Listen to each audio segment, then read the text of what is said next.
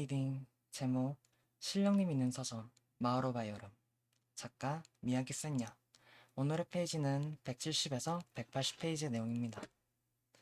제5장 책 안의 사람들 어두운 숲속 같은 정원을 빠져나가 요미와 사쿠야는 복잡한 주택가의 좁은 길로 나갔다.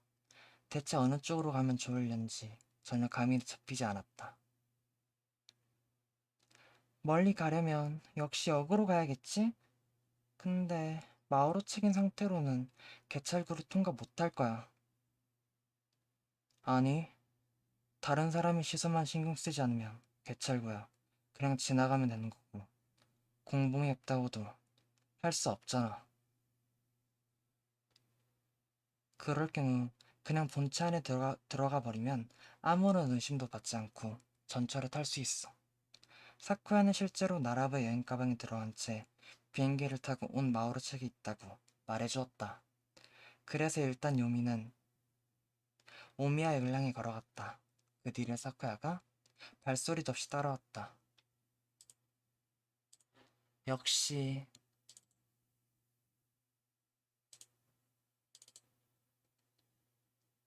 육체가 없는 사실을 실감하는 순간이었다. 그래, 요미는 생각이 났다. 사쿠야에게 해야 할 말이 있었다. 둘만 있게 된 지금이 기회다. 저... 사쿠야... 조금 머뭇거리면서 요미는 빙글 돌아 입을 열었다. 사쿠야가 응? 하고 어리둥절한 표정을 지었다. 점심때는 정말 미안해. 그러니까 이상하게 행동해서 하물없이 만지지 말라고도 하고. 아, 진짜. 그때 왜 그런 거야? 사쿠야가 불만스럽다는 듯이 뚱한 표정을 지었다. 사람이 기껏 칭찬해 줬는데 정말 그게 뭐냐? 진짜 그러면 안 되지. 그치만 그땐 부끄러워서 좀 봐줘. 싫어. 어? 용서 못해. 야, 쪼잔하긴. 용서 정도는 해줘도 되잖아. 정도는 이라니. 무슨 소리야. 내 입장에서는 그것보다 훨씬 더 심각하거든. 그래서 이렇게 사과하잖아. 사과하면 용서받을 수 있다고 생각하다니. 초등학생이나 할 생각이야. 그럼 어떻게 하면 용서해 줄 건데? 그래.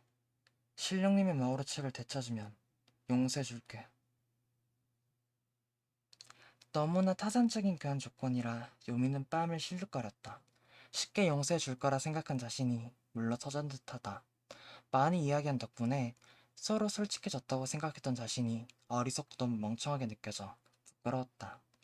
너무 후회가 돼서 참을 수가 없었다. 하지만 알았어. 꼭 되찾을 테니까 잘 봐둬. 요미는 그렇게 선언했다. 선전포고라 해도 과언이 아니었다. 그건 그렇고 대체 어디로 간 걸까? 요미는 한숨 삭힌 투로 그렇게 말하면서 대나무 숲길을 빠져나와 이카와 신사 300길로 들어섰다.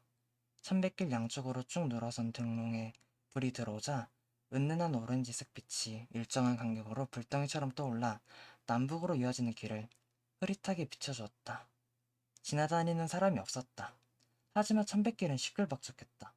정확하게 말하면 300길 앞 히카와 신사 쪽 하늘 위에서 까마귀가 하고 시끄럽게 울어댔다. 뭘까? 기분 나쁘다. 가볼까? 먼저 제안한 쪽은 사쿠야였다. 사쿠야는 요미의 대답을 기다리지 않고 걷기 시작했다. 신사에 가보게? 저 녀석들이 저렇게 시끄럽게 울다니 뭔가 이상해. 자신들 구역에 누가 침범했거나 이상한 녀석, 위험한 녀석이 있다는 얘기야. 이상한 녀석? 위험해? 그럼 유, 유령? 바보야. 우리가 뭘 찾는지 잊었어? 동물도 책도 아닌 녀석도. 까마귀가 보기엔 위험한 녀석이잖아. 까마귀들은 나도 자주 노려. 아, 마오로 책. 요미는 겨우 이해가 되었다. 사쿠야가 어이없다는 듯한 표정을 지었다. 아는 무슨. 별것 없을지도 모르지만 거리를 목적 없이 걸어다니는 것보다는 낫잖아. 그렇게 말하며 사쿠야는 빠른 걸음으로 세 번째 토리를 빠져나갔다. 요미도 서둘러 뒤를 쫓았다. 현재 시간은 저녁 8시. 신사 앞 연못에 걸린 다리 너머 베레전으로 연결되는 거대한 문은 늦은 시간이라 이미 닫혀 있었다. 굳게 닫힌 붉은 문 앞에 서서 요미는 멈춰섰다. 사쿠야, 안으로는 못 들어가. 손으로 밀쳐봤지만 문은 꿈쩍도 하지 않았다. 역시 여긴 없는 게 아닐까? 여기에 있어봤자... 쉿. 사쿠야가 감지를 입술 앞에 댔다. 귀를 쫑긋 세운 것처럼 공기의 소리를 듣고 있다. 요미에겐 아직 낮부터 계속 울고 있던 매미의 소리와 까마귀 울음소리밖에 들리지 않았다. 왜 그래? 요미가 그렇게 물었을 때였다. 사쿠야가 슬금슬금 문을 따라 걷기 시작했다. 요미를 손짓으로 불렀다. 사쿠야는 여전히 발소리가 나지 않았다. 하지만 발소리를 죽인 듯 걷고 있어서 요미도 그에 맞춰 뒤를 따랐다. 멍! 멍! 멍! 떠들썩한 소리를 뚫고 개가 짖는 소리가 들려왔다. 사쿠야가 요미를 바라보았다. 이 앞에서 나는 소리다. 그러니까 쫓아오지 말라니까 정말 말귀를 못 알아듣는 녀석이네. 사람의 목소리가 들려 요미는 무심코 큰 소리를 낼 뻔했다. 그 순간 입술에 단단한 무언가가 닿았다. 사쿠야의 본체였다. 사쿠야가 회색 눈동자로 조용히 해 라고 말하는 듯이 노려보고 있었다. 요미는 살짝 고개를 끄덕였다.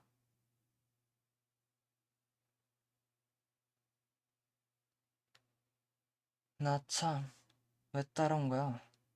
아, 널 데려다주고 싶은데 어떻게 방법이 없을까? 어쩌지?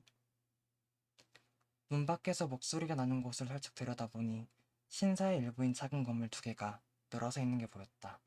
그 중에서도 큰 문에서는 멀리 떨어진 쪽, 세자나무로 이어지는 돌계단 위에 남자 한 명이 앉아 있었다. 검은 머리카락, 흰 셔츠에 태가 없는 안경, 그리고 손에는 흰 사전과 낡은 기도서, 신령님의 마오로책. 요미는 하마터면 큰 소리를 낼 뻔했다. 저 남자는 본 적이 있었다. 이전에 백화점 위층에 있는 서점에서 본 남자. 토지와 계단 층계참에서 같이 있었던 청년이었다. 오면 조합의 요미가 난처해하고 있는데 또다시 멍! 하고 짖는 소리가 들렸다.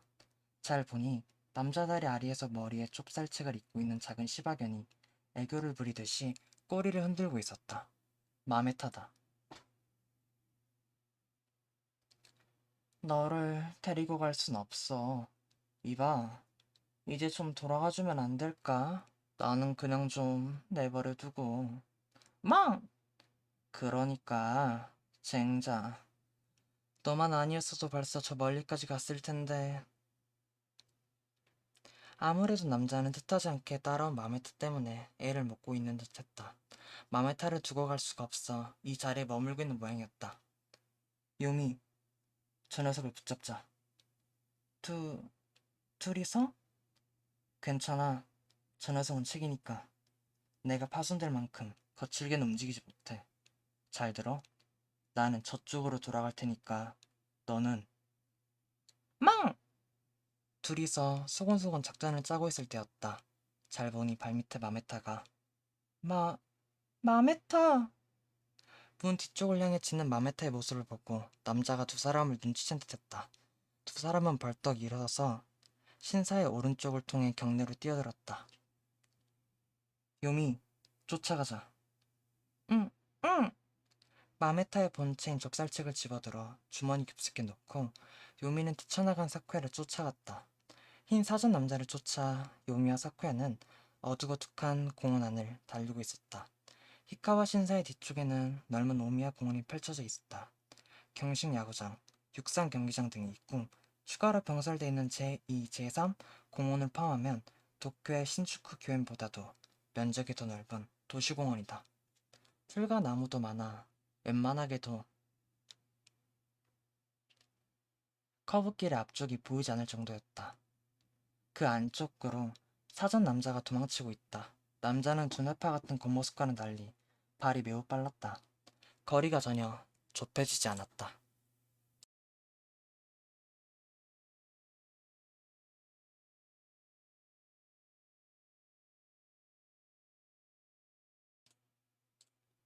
지금 오미야 공원에서 범인을 쫓고 있어요. 네, 네. 그럼 요미가 휴대전화로 연락한 사람은 나라부였다. 나라부는 토지가 운전하는 차를 타고 주변을 수색해보고 있었다고 한다.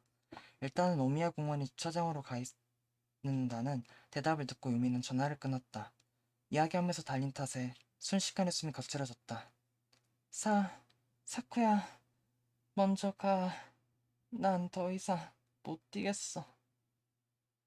야, 왜 이렇게 포기가 빨라? 힘 좀 더 내봐. 조금 앞쪽에서 달리던 사쿠야가 뒤를 돌아보더니 우는 소리를 나는 요미를 다그쳤다. 그런 소리를 해봐야 안 되는 건 안 되는 거다. 요미는 공기를 들이쉬고 싶어 찡그린 얼굴로 사쿠야의 등을 바라보았다. 요미는 천성적인 방콕 쪽으로 달리기는 특기가 아니다. 납처럼 무거워진 발을 필사적으로 앞뒤로 움직였지만 저 앞을 달려가는 두 사람과는 금세 거리가 벌어질 게 자명했다. 애초에 지금은 여름, 아무리 밤이라 하지만 후덥지근해서 밖을 쾌적하게 달리기는 좋지 않은 기후다. 무엇보다 마을호 치간의 사람들은 체력에 한계가 없는 듯했다. 도망치는 남자도 쫓아가는 사쿠야도 둘 다 전혀 지친 기색이 없었다. 원망스러운 눈길로 가볍게 달려나가는 책 두 권을 노려보면서 유미도 열심히 달려 뒤를 쫓았다. 그때 갑자기 머리 위에 나무들이 사라졌다. 아무래도 야구장 앞으로 나온 듯했다. 주변엔 높은 건물이 없었기 때문에 머리 위에는 넓고 거대한 밤하늘이 펼쳐져 있었다. 야구장 옆은 축구 경기장이다. 인접한 두 경기장 사이에 좁은 길을 남자는 망설임 없이 달려나갔다.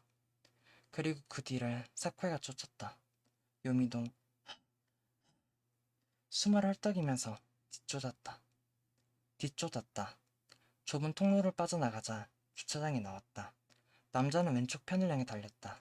뒤를 쫓아가니 그 앞에는 인도와 인도를 연결하는 육교가 있었다. 남자는 그곳을 넘어 도로 구획으로 도망치려는 듯했다. 앞쪽 구획은 주택가로 그곳을 빠져나가면 오미야 제2공원이 있다. 제2공원은 제3공원과 합쳐 거의 오미야 공원 정원의 오미야 공원 정도의 넓이를 자랑했다. 그런데 남자의 목적지는 아무래도 그것이 아닌 듯했다. 육교 한가운데 딱 도로 바로 위에 도착했을 때 남자는 책 두 권을 옆구리에 끼고 난간 위에 다리를 올렸다.